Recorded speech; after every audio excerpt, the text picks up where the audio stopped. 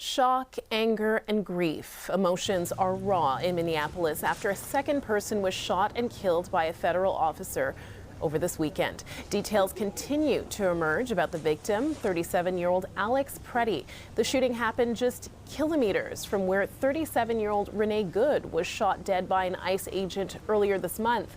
Joining us now from Minneapolis is our colleague from Noovo, Sabrina Rivet. Sabrina, the community on edge there, and still so many unanswered questions.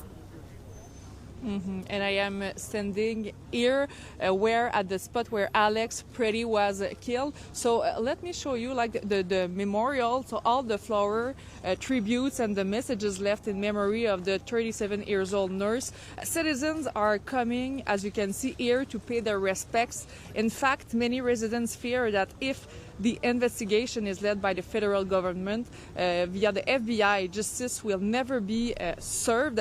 Let's hear from some of the people I spoke with on the ground.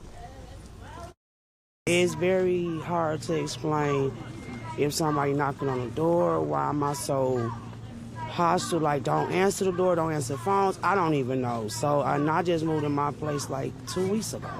And then I finally, it's just like, what's going on in this area? But I'm born and raised here in South Minneapolis, and I'm 34. I'm born at Riverside. I've been here all my life, and I love my town. So, I think a lot of it, the truth got to come out.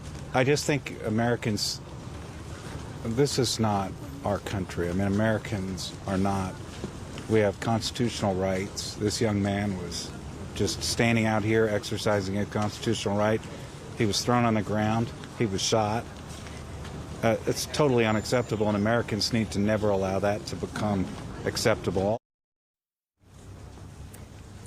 Notable presence here today, the former director of ICE came to lay flowers, as you can see in these images.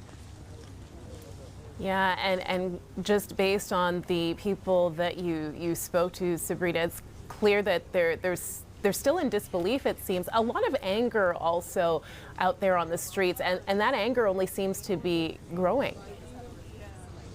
Yeah, and the signs are everywhere here in the city. You can see like graffitis, outgoing protests, benches and bus shelters with graffitis calling for immigration police to leave the city.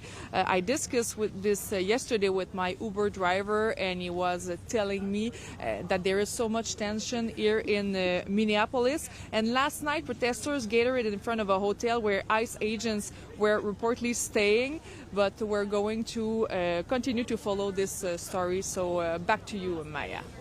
All right, thank you very much. Merci, Sabrina. Merci.